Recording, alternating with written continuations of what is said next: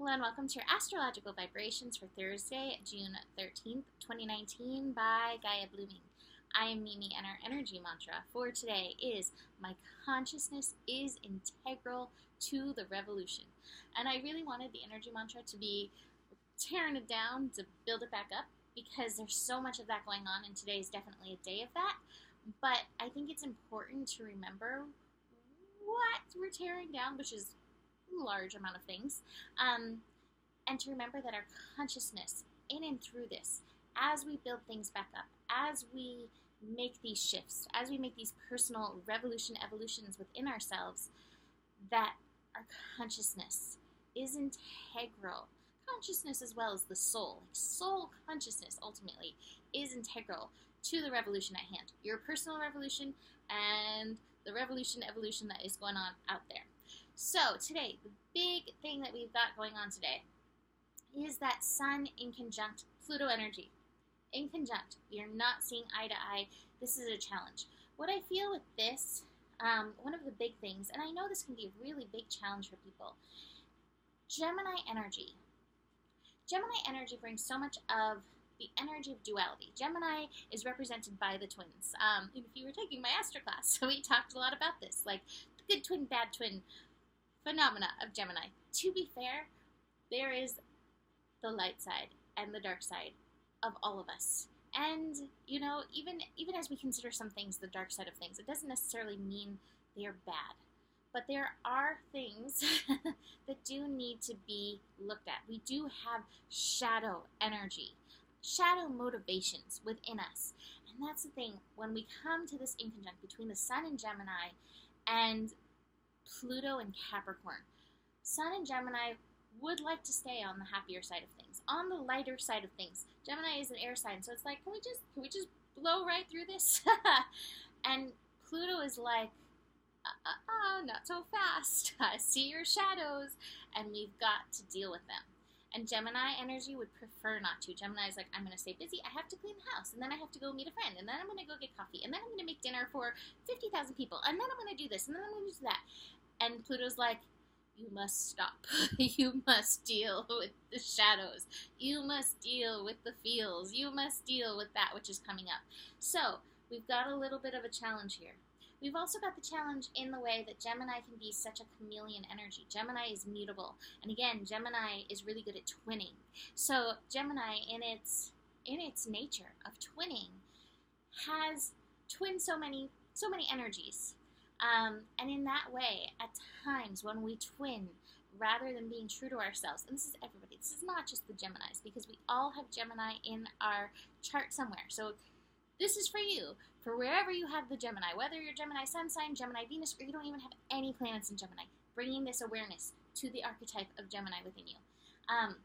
Where we do that twinning, while it may be powerful in some ways, we cannot leave our power behind. We must stay in our power. We must be true to who we are. We must fully integrate and bring in the light and the shadows of ourselves. And so this is a major time of this integration energy. Lots of awareness, peeling through these layers, peeling through the personas, peeling through the identities. I mean, we're dealing with that on so many different levels, but especially Chiron and Aries right now is really dealing with those different identity energies so that we can show up on soul purpose or in soul purpose. I'm not really sure what the right English there would be, but in soul purpose, in soul service, with the energy. So you may feel a little uncomfortable. You may feel some of your shadow rising. I think a really good place to look is where you do not necessarily honor yourselves, where you may agree with somebody, even though you don't necessarily agree with somebody, where you might go along with something, even though everything inside of you is screaming no. Do you have the power to show up true to yourself, even if it isn't harmonious, even if it doesn't necessarily gel? Can you be true to yourself? And I think that's happening on so many levels. I think that's what a lot of this tearing down is the moments where we do stand up and say, no, this isn't okay. And we've seen that on so many different levels happening in the world. Take back your power. Be powerful. be real with yourself and your own tendencies in this. And that even in and of itself, is a huge breakthrough in the awareness energy. What I love is that we have the moon in Scorpio, and the moon in Scorpio is like, oh, I am not afraid to go there. You need somebody to traverse the deepest waters where we have the fish with the little light thing that's gonna like be like chomp. Scorpio's like, I will dare the fish.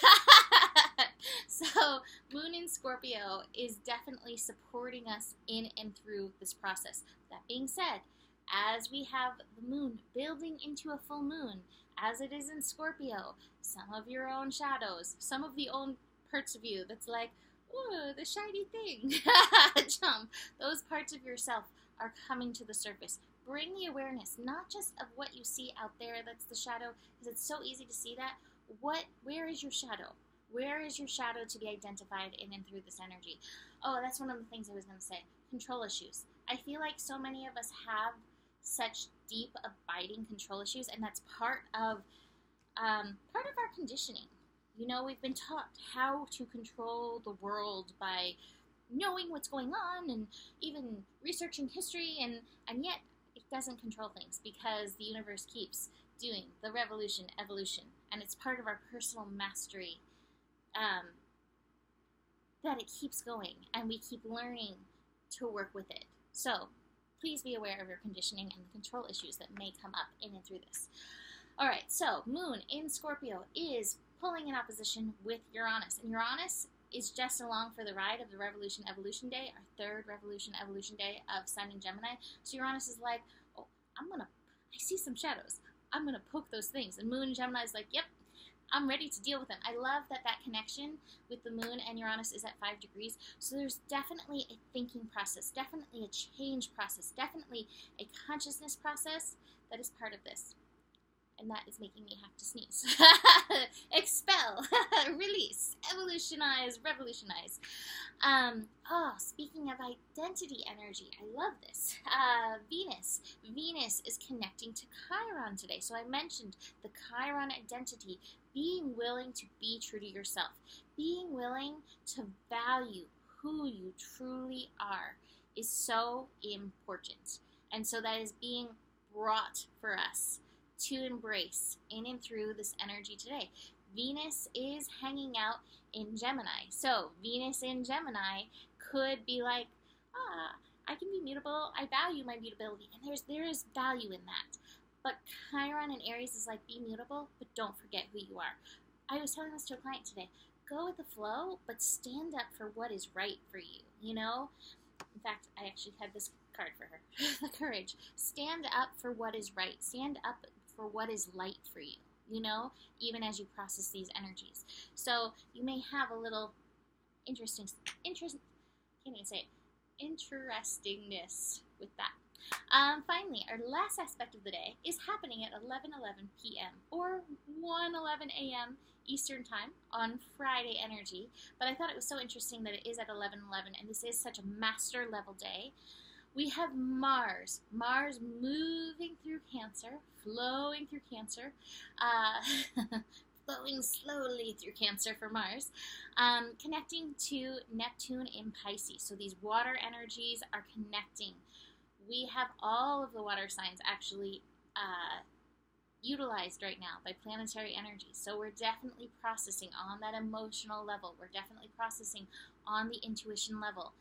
Mars conjunct Neptune is saying, listen to your desires, and then listen to that higher calling for how to move to get there. You know, how are you being called to move at this time?